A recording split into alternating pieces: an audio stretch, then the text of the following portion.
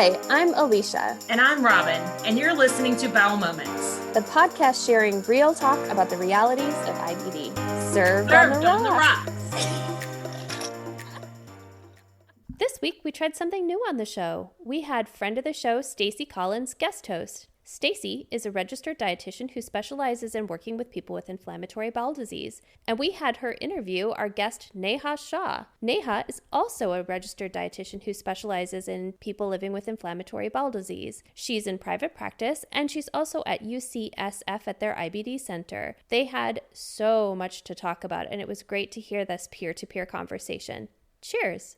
Hi, everybody. Welcome to the show. This is Robin. Hey guys, this is Alicia, and we are really excited because today we're trying something different today. And we have invited friend of the show, Stacey Collins, to come back. And Stacey is going to take her patient hat off and put her registered dietitian hat on. And we are having a peer-to-peer conversation between dietitian Stacey and dietitian Neha Shah. So Neha, welcome to the show. Stacey, thank you for guest hosting with us. But guys, since we can't start bowel moments without this, we have to ask you, what are you drinking? So Stacey, what are you drinking? I just grabbed it out of the fridge. It's a Shiner Mexican style cerveza. Cheers, everyone. Yeah, cheers. Neha, what about you? So I'm drinking a margarita. It's my favorite. The saltiness and sweetness of it is just pure yum. Oh, good call. Alicia? Robin, what about you? Oh, we talked over You each other. first, Robin. Me first. So I actually had this drink when we talked to another one of our guests, but I threw it together. It was so good. I had to make it again. So it's like a cherry icy, but it's spiked with spiced rum. So that sounds well, good. and oddly enough, I copied you because I'm drinking the same thing as well. So I am having a Negroni. And it's really very, very tasty. So I'm enjoying it. Specific. That sounds so good. Cheers, everyone. Cheers. Yeah, cheers. Thanks, guys. Thanks for guest hosting, Stacey. Thank you, Neha. And we are going to hand it over to you guys for this very exciting discussion. Cool. Thank you so much, Robin and Alicia. I'm so excited. I've been excited about this opportunity since you guys mentioned it as a possibility. So thank you, because Neha is one of my favorite people in the profession of GI nutrition. I just think the world of you. I always have. You're like such a trailblazer. There's really no one before you that you could really look up to in the profession to say, like, that's what I want to be. And I'm fortunate to have that. So I'm really excited. That makes me feel all warm and fuzzy inside. well, thank you so much for spending your time with me. I know you probably course. feel like you were going to get to hang out with Robin and Alicia, but it's good to hang out. I was just wondering if I could begin by asking you, where did your interest in the dietetics profession actually begin? Can you take us to the very beginning? Oh gosh, that was a while ago. So I would have to say my interest in nutrition and diet began when I was about maybe 18 or 19 years old. My original major was nursing, and I already declared it. I started taking the classes, and then I kind of figured out it wasn't for me. And I knew I wanted to be in a profession to help people. I knew I wanted to enter the healthcare field. I just did not know what that would entail. And I remember meeting a dietitian that was helping my grandpa at the time. I remember thinking, I don't want to major in nutrition and food, like, or whatever, So I kind of put it to the side. And then I decided to take this class called Intro to Health Professions. And it was taught by a clinical registered dietitian. And hearing all of her experiences and how she used food or the nutrients within food to help her patients manage their health, it was more than just food then. It really just, I saw the science behind that. And that led to me transferring out of that college into another college, majoring in nutrition. And I haven't looked back since. I love the science of nutrition. It's been great so far. So it's always a good sign when you're not sick of the field that you're in. 18 years later, that's how long I've been a dietitian. And I've been specializing in GI for 16. So it's been great. This is really good marketing for the profession, honestly. Like I've had this mantra all through my internship was stay close to the lights, because I knew from working with a dietitian that I really wanted to be a dietitian, but also I knew that healthcare is a hard profession and it's really easy to be surrounded by people that will kind of take you away in the undercurrent because it is so hard. And I feel like early on I kept hearing your name and I kept seeing your name on research, and I was like, Neha's a light, and I'm going to stay close to that. But it's really been lovely to see people like you who are 18 years in the profession and are still giving back, still precepting. Can you tell us a little bit about how you got connected to the IBD community? Absolutely. And that goes back 18 years as well. There's definitely a timeline here. So when I first got my first job ever, I was that per diem dietitian. I worked for a year at a local community hospital, and then I got hired at Stanford Healthcare as a per diem dietitian. I was 1 year out from being that brand new dietitian. I was covering different services, and then I really just loved the GI inpatient service. It just spoke to me, like just the process of how nutrients, go through digestion, absorption, motility, elimination, along with somewhere along the line secretion, and then how we can manipulate the diet to kind of help our patients feel better. It was just incredibly fascinating. And then when an opportunity came up a year later to take over that floor, I'm like, me.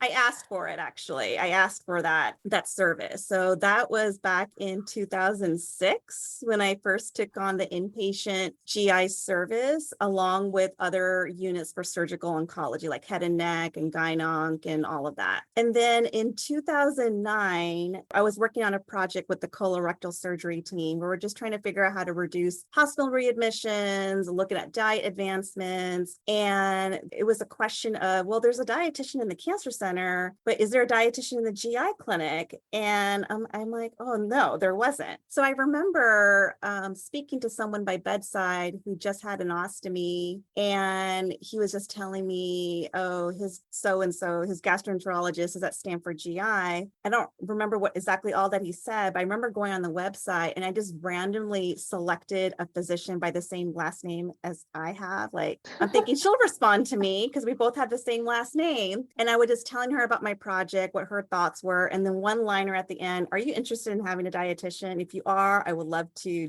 join your team. And that was it. And she paged me the next day. And then from there, we met with the chief. They brought me in for 8 hours a week. And then I had the inpatient GI service and the outpatient clinic. And then from there, it just took off. They never had a dietitian before. So I had to kind of start all of that. So the physician that brought me in, she was specializing in IBD. So she just pulled me into the Take Steps walks and then also the Crohn's and Colitis Foundation. Whenever she did a talk, she would ask me to do it with her. And then from there, I was asked to help build an outpatient tube feeding and TPN clinic, like an outpatient nutrition support clinic, an outpatient shortcut clinic, intestinal failure clinic. And then later down the line, like maybe a year later, I took on intestinal transplant. So it was a lot of GI.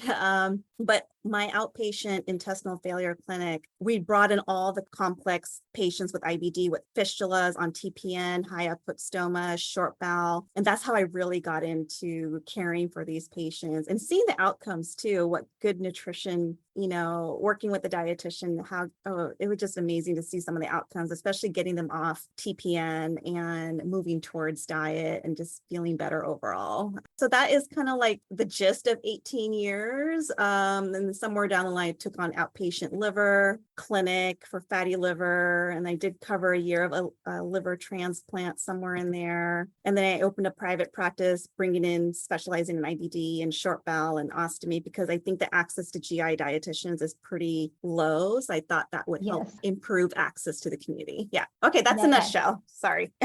No, don't apologize. It's so good to hear. Whenever you went from the transition of inpatient and started kind of seeing patients outpatiently with IBD, what were some challenges that you kind of had to learn through? I can definitely speak on that. So for one, moving from inpatient to outpatient, visiting my patients by bedside was like maybe a 10-minute visit or a 15-minute visit or maybe less. And then all of a sudden there are appointments on my schedule for 60 minutes. I'm thinking, how I'm going to talk to someone. What are we going to talk about? Long. Yeah. What are we going to talk about? I remember feeling that way, that challenge. And then also entering a clinic that never had a dietitian before. You're also entering a culture that has never worked with a dietitian before. So, but I was lucky that I had a physician who was just like, she was that champion for my services. You just need one provider to be a champion for your services, and then the rest will follow. So I really spent the first 6 months getting to know the team and why you would need to refer the patient to the dietitian, the indications. I had cheat sheets all over the clinic. I barely had any referrals because they're not used to ordering them. So, you know, so I remember even sitting in clinic with no patients to see, but I was just that human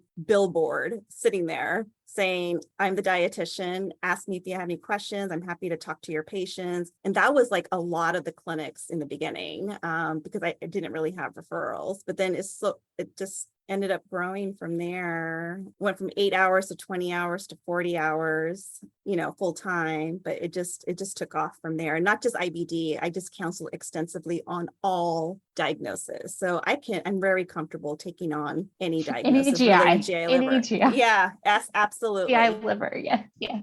Which is so nice too, because GI and liver are so congruent in so many ways. And a lot of clinics combine the two. And I feel like it would be such a resource to have a dietitian there.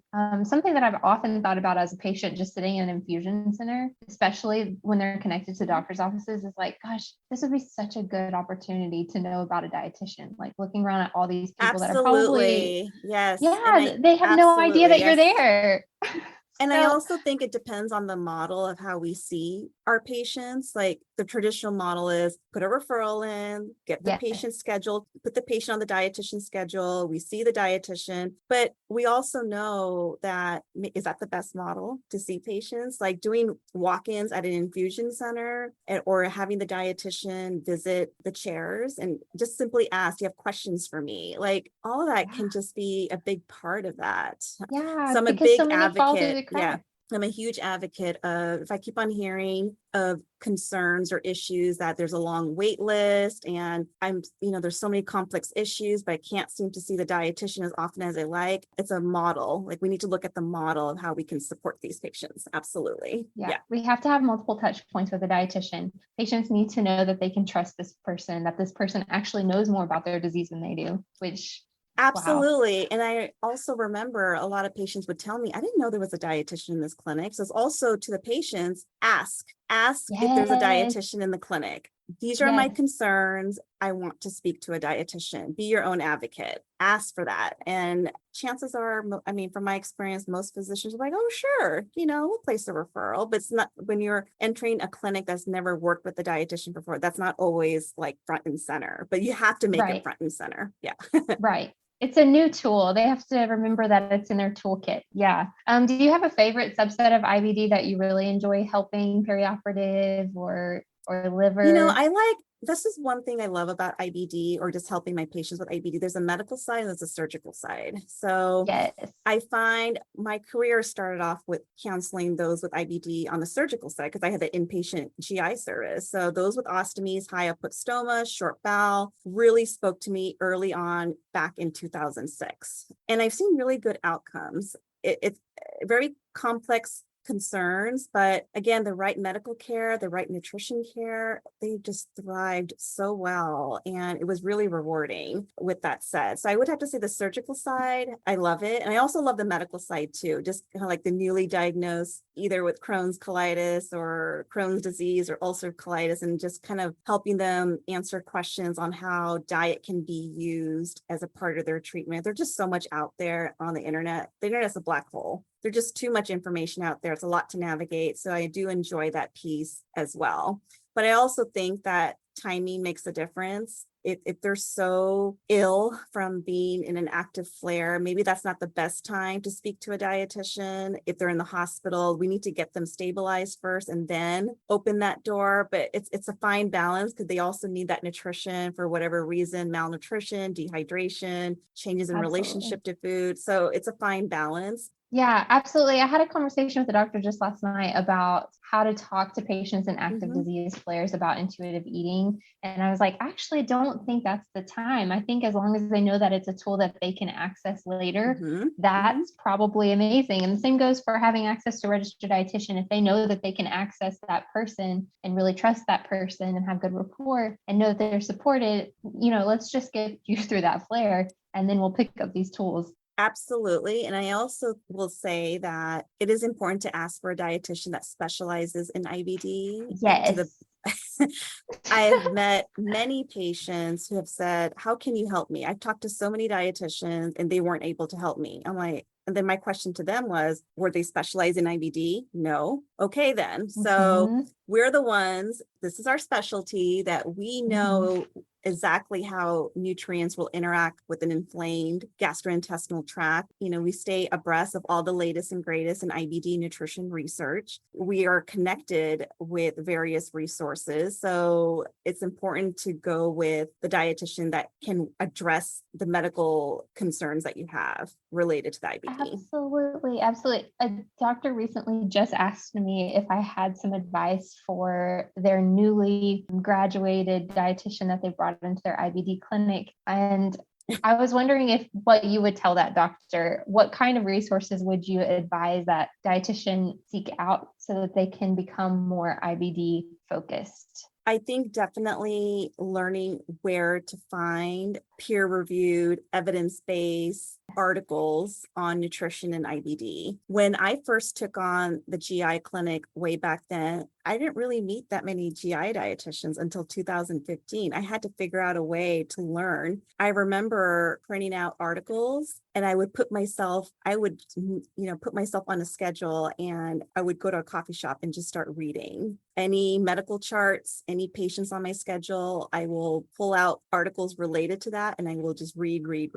And then also back then I Googled, like literally I Googled, where are the GI associations? That's when I came across the Crohn's and Colitis Foundation, American Gastroenterological Association. And I start going to their conferences. That's what I had to do on my own. Google and read. And it may be not the best way, but I think again, knowing where the research is and that's the first place I would go to. And then the second thing is learning how to counsel. I think taking courses on motivational interviewing and learning to recognize when there is anxiety or where one is not ready to try a new strategy or one is ready to go roll up their sleeves. You have to educate first to clarify any misconceptions before you can counsel on change, right? So so that was super helpful to help me develop my skills along the way. Yeah, there's all these different layers when it comes to counseling patients. And I'm just curious if you could talk a little bit about the importance of cultural expression, cultural identity, and these conversations that you have with your patients in counseling sessions. Parents too. And it's the end of the day. But how does that kind of influence the care that you're able to provide as a clinician in a very important layer that I feel like deeply and desperately needed in our training? Absolutely. So first things first, before I answer that question, we have to talk a little bit about food culture. Okay. So what we eat and how we eat is a reflection of one's culture. Some can even say one's identity, the food identity. Okay. Our diet is more than just about what's in our diet and what's out of our diet. Food culture compromises like our beliefs, our values, our attitudes, related to food. A region in a country will have their own food culture, or several regions in the same country will have different aspects of food cultures. And certainly how food is obtained, how food is prepared, how food is eaten is all part of food culture. Even gender and social roles are defined within a food culture. And certainly on the subject of parents, food culture is also taught, it's passed through generations from parents to children. So when we're talking about how do we, enhance diet for someone, with IBD, then we have to look at beyond just here's a food list and run with it. We need to be able to factor in all these different influences on the food culture that leads to that decision of what is going to be eaten on that day. Our lifestyle, our skills in the kitchen, what we like, what we don't like, our weekdays versus weekends, holidays, religious rituals, social settings. Like we have to factor in all of that when it comes to optimizing diet. And in order to optimize diet, you have to take time and understand the food culture of the person sitting in front of you. You have to ask questions. And every culture will define their food practices. It's not just that morning meal or it's the holidays, the religious rituals, it's the social gatherings. It's, there's just so much related to food culture that we really have to take that time out to understand it. Absolutely. And I feel like we have such an important opportunity to have these conversations with patients, because when we consider the treatment targets of inflammation and quality of life, I know in West Texas, Mexican culture is very big here. And whenever I would get consulted to counsel patients in the hospital on a new diabetes diagnosis, they were almost always terrified to talk to me because they thought I was going to tell them they couldn't eat their cultural cuisines. So how have you seen having these conversations about giving people permission to continue to incorporate their culture? How have you seen that impact their quality of life with IBD? Absolutely. That's a great question. I will have to say that certainly when I see a lot of foods out of one's diet, I'm kind of curious to know what led to that decision. I have plenty of my patients also tell me, well, I don't know if I can eat my cultural food that's not on this handout. I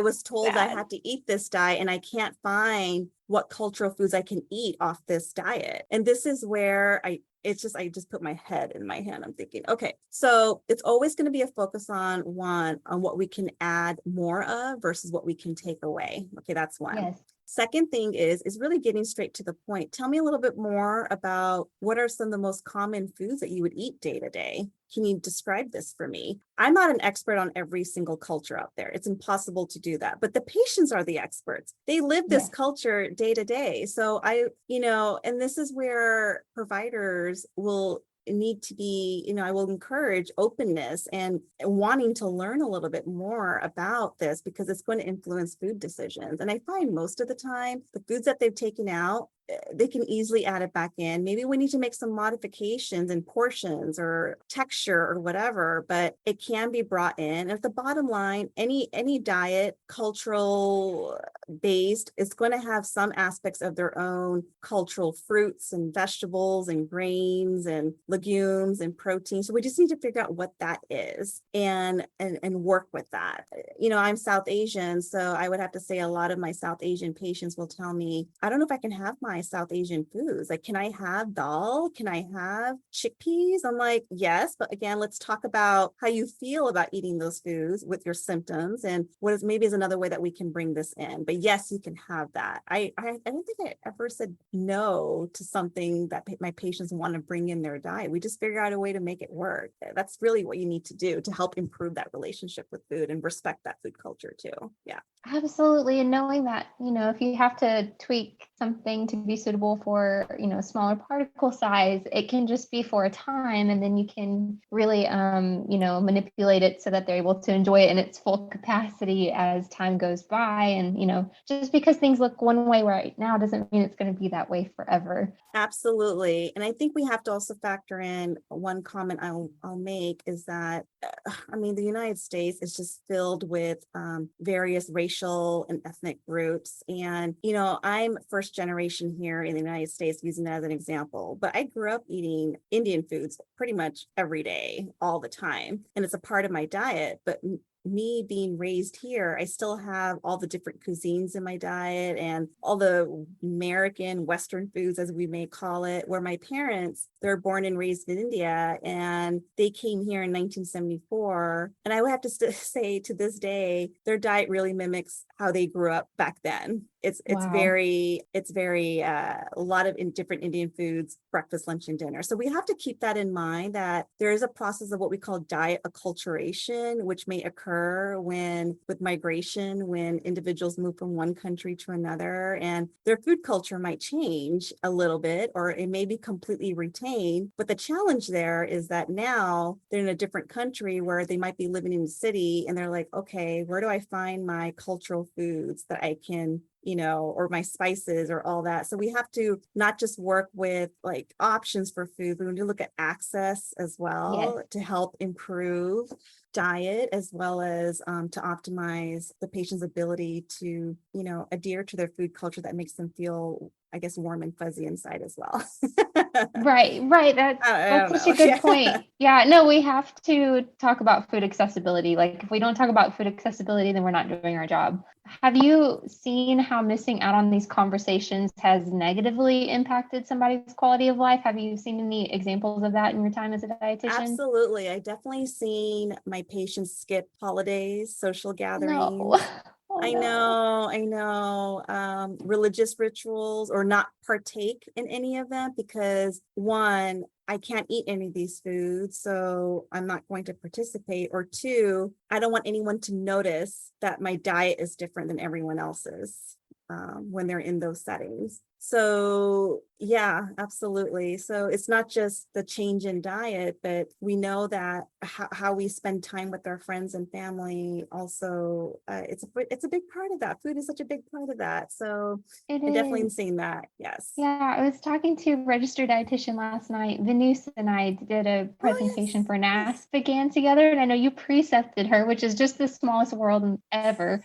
But she works at Stanford Children's, Uh-huh. and we were talking about how whenever you're not able to eat the foods that are meaningful to you, you're missing out on a life that's meaningful to you. And we especially see this in pediatrics whenever kids are afraid of food, maybe because people gave them advice out of, a place of good intention, but, or maybe it's just, in response to their GI symptoms, whatever the reason may be, whenever they're restricting food, they're also restricting, the psychosocial aspect of food. And Huge. whenever you talk about 100%. culture, like, Yep. this is a quality of life issue. And this is like where our work lies. Of course, we can do lots of fun tricks clinically with improving inflammatory markers, perhaps. But I think it's really important to mention that food is never happening in isolation like we tend to treat it, especially on social media, I feel like. But it really spills over into other areas of life. And so I'm so glad that you're able to have these conversations. How are you encouraging students when you're precepting them to go about having these conversations about culture? Absolutely. So same thing. I encourage all the students that I work with or under me to learn first and then counsel. Learn as much as you can. And it goes beyond just looking at their medical condition. I usually like to ask my patients, so what foods do you miss eating the most? What are some of your favorite foods? Can you tell me about some moments where, what foods have made you feel good? Like, I want to see how we can look at that associations or that relationship between one or the other. It's so easy. I've seen this where, oh, okay, you have IBD, you have an ostomy. Where's that handout that matches that particular, medical condition? Okay, let's print out the handout and let's work with it. And what I also have encouraged my patients, do not give handouts if you can. If you want to give a summary of what to do, it starts with that short summary of whatever that was discussed and planned out at that first appointment. If you need to have a handout, then do a walkthrough with your patients on this handout and point out some things that we can focus on and take out that segment.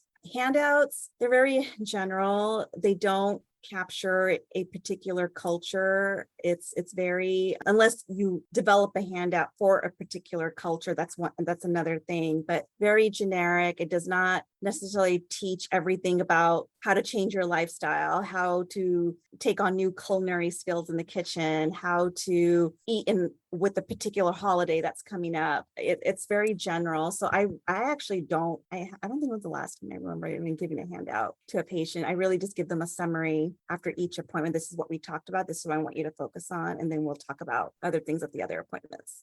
I love that so much. I love also you say nutrition care is chronic care. And I think Yes, that's I so say that all the important. time. Yes, yes. I think that's so important though, because you don't get that in a handout. You You don't get don't that get in a chronic care in a handout. handout. Absolutely. And nutrition care is dynamic. It's Yes. not linear. That's another thing I say. Nutrition care is not linear. It's not like, okay, the first session, here's what we do. The next session, let's build upon that. Like there's all this back and forth. So IBD is never going to be a one-time visit. You really need to be able to support the different changes that happens with diet and nutrition along the way between active disease, coming out of that, into Mhm. remission. And that's just the physical aspects. There's also the mental aspects, Oh my of gosh. going through all that. So yeah.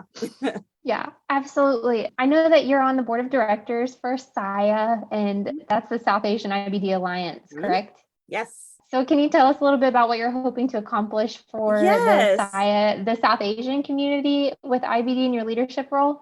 Absolutely. So I'm one of the co-founders for South Asian IBD Alliance, SIA. Tina and I met at a DDW in 2019, and then we met another physician, Dr. Neil Nundy. Then I'm like, man, I got to do something about this. And we were just having random conversations throughout the year, but nothing was really talked about or planned out or anything. And then we started to just have more conversation with different providers, and we all just came together and formed this international organization between IBD patients and IBD providers of South Asian origin, not just the United States, but the UK, India, Pakistan, all the different countries to come together to really bring awareness to South Asian IBD, provide education, improve access to care. Each country is different, and overall just bring that cultural sensitivity and competency as a part of that as well. I'm on the board of directors, so my role is director of operations and treasurer. So where I create and maintain operating procedures or processes for all the various research and education initiatives that we have in collaboration with my colleagues. And I also help plan the budget and work with finances.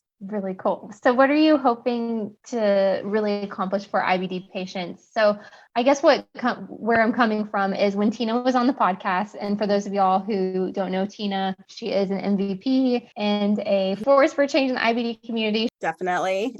She's a gem. I just think the world of her. And so she mentioned how profound language is on the way that patients receive care. And something that really stuck out to me in her conversation with Robin and Alicia was that labeling entire people groups as Asian on a standard demographic intake sheet is really showing a complete lack of a cultural awareness. Really leaves little room for personal experience. So you're entering the exam room knowing that you're not going to be seen. And then on that note, we've also learned through Dr. Tiffany Taft's research in collaboration with Tina, published just this year, that underrepresented minority groups in the South Asian IBD population are at a greater risk for experiencing IBD PTS symptoms, which influences things like disease severity, fatigue, pain, sleep disturbance, social isolation, consequences on health-related quality of life. So can you tell us a little bit about how SIA is really combating systemic hurdles to ensure that your community members, the community members of the South Asian IBD community, are not only seen, but also served in a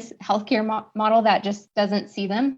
Absolutely. So, and a part of SIA, we do have a patient group called IBD Disease, and it is a group of IBD patient advocates, and they have formed various support groups for South Asians with IBD to come together and talk about their experiences and share their stories. And it really has created a safe space to share all of this. Having a bowel disease in many cultures, not just South Asians, but many cultures, there's a bit of a stigma associated with that. And one of our goals through this organization is to really help reduce that stigma and increase awareness. So that way, those with IBD, they come forward and seek care. Many of them will hold off from seeking care or don't have access to care or may not pull in the appropriate individuals to help them because they just don't want to talk about their IBD. Wow. So that's one aspect there that we really want to change. My role as the dietitian in this organization, beyond just the administrative aspects, is I really want to bring a focus on South Asian diets and how we can use those diets to help be a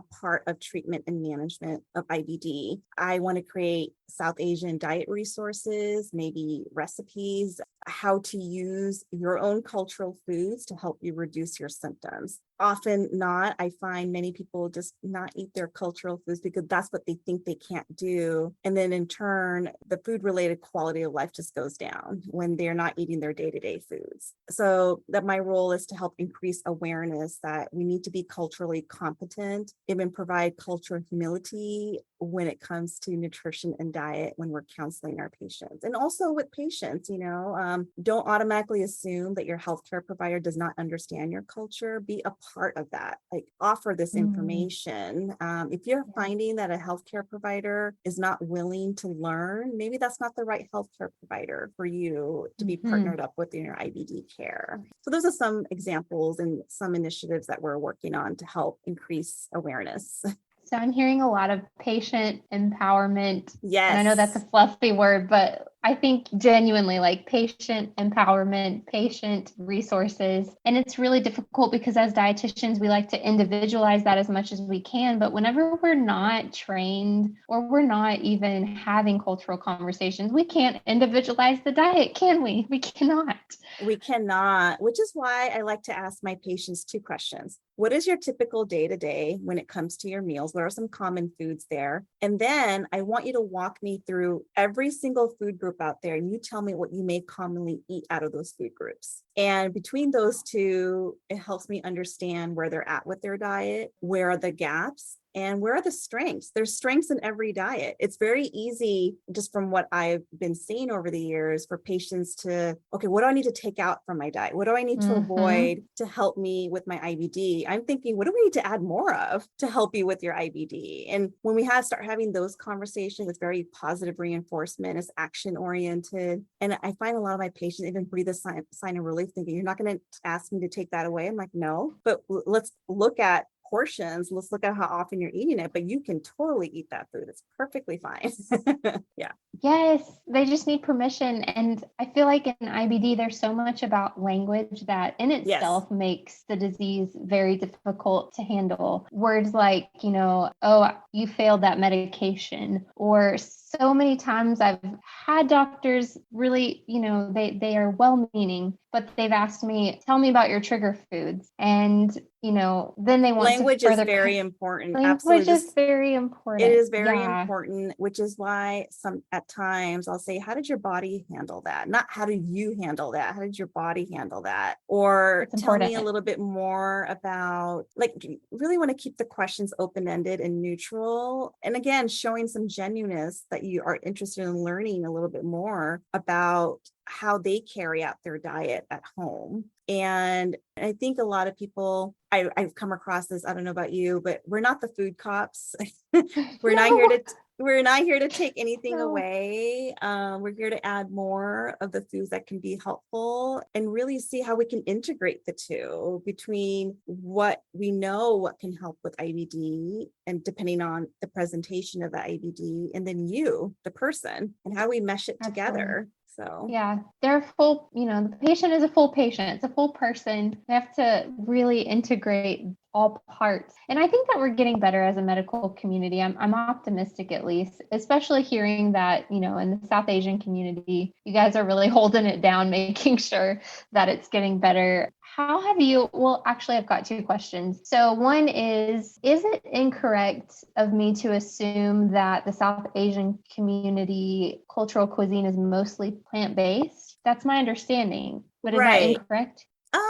It's semi-correct in a sense that many of South Asians are vegetarian or vegan. A lot of it's related to religious beliefs as well, but a lot of them are not. And this also goes back to saying that it depends on also the environment that that person has been raised in. So I definitely know, I have my own friends and colleagues that, as an example, their parents were born and raised in India. Their parents are vegetarian or vegan, but they're born and raised here in the United States, so they're not vegetarian. They have all sorts of different animal-based foods in their diet, along with maybe eating more vegetarian foods when they're around their parents. So I definitely will recommend not to make that assumption, but certainly it is common for those within the South Asian population to be vegetarian or vegan. I'm vegetarian myself. I was raised as a vegetarian. So that's a great example right there. Yeah.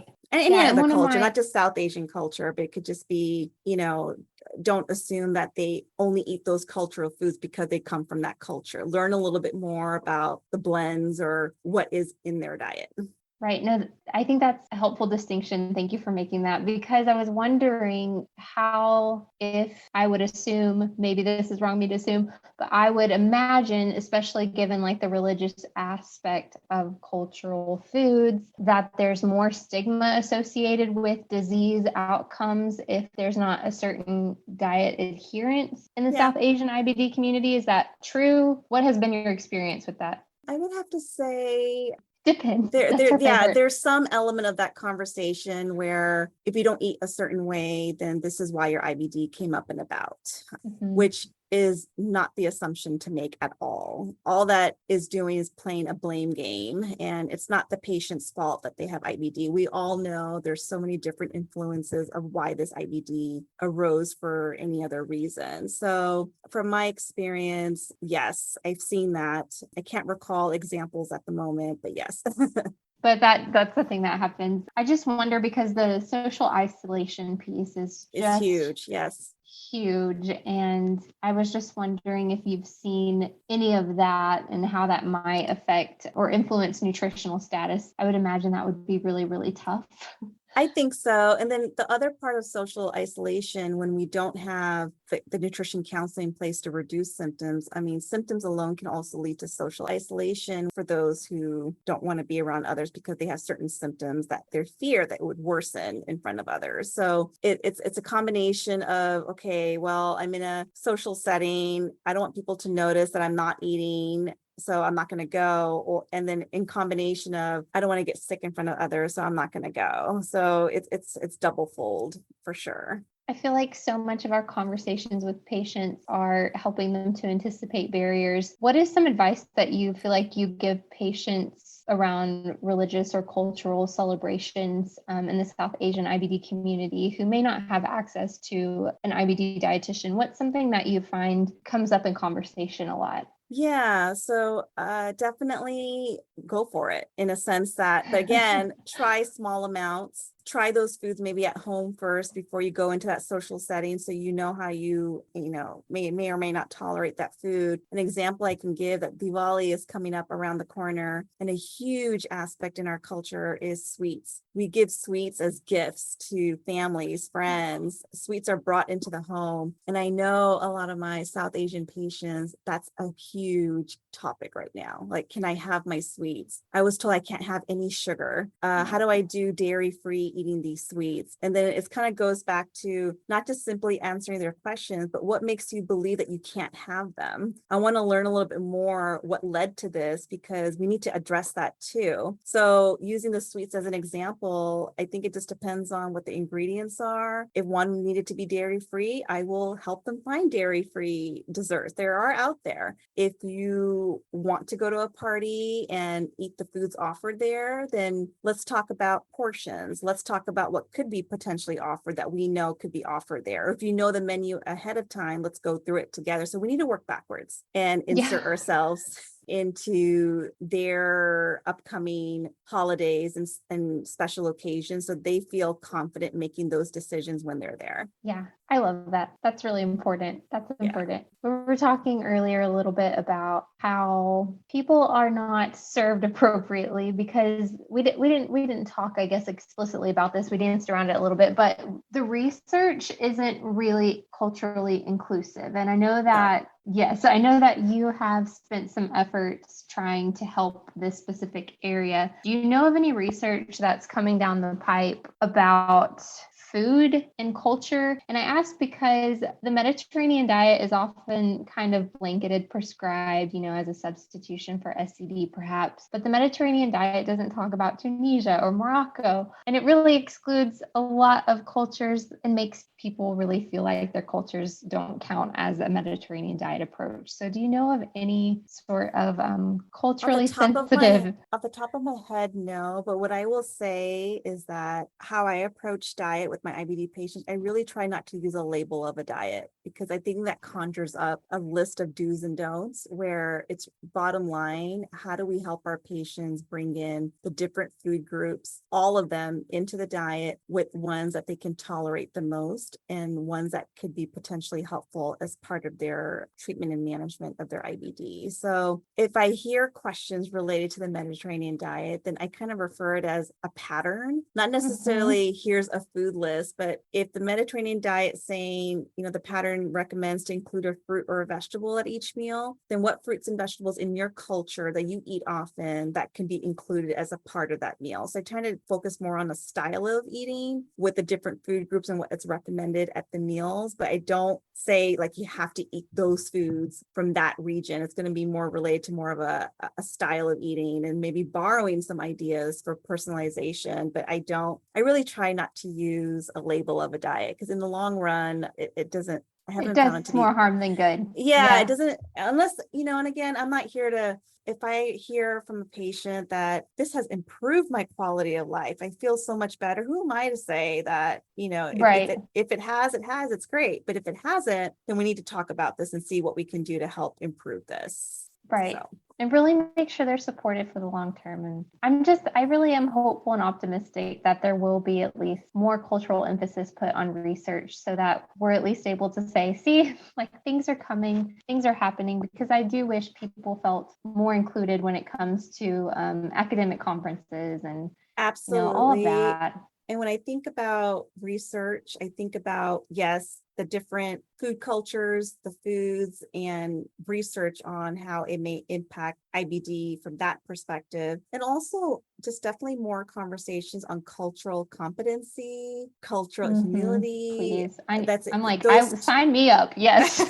Those two are going to be equally important to help our patients. As we already know, cultural competency just involves an awareness and in respect. We know with that culture, it will influence that lifestyle and language, beliefs, values, attitudes, including towards foods and health. And that's always going to come into conversation when we're trying to help our patients, or when patients are trying to communicate their health concerns to us. So we have to take that time out and learn how to be culturally competent from that angle. And then certainly lack of cultural competency is really with high potential to reduce communication and reduce shared decision making with treatment and management of a diagnosis, any diagnosis. And there it can potentially affect outcomes as well. So we need more conversation on cultural competency at academic conferences, in the literature related to a particular diagnosis. And then culture humility, just being more self-aware of your own, biases, and we all, values, beliefs, and just being open to asking questions and wanting to learn as well. So I could go on and on and on, but we definitely need both as a part of a way to help our patients, not just with their medical care, but with their nutrition care as well.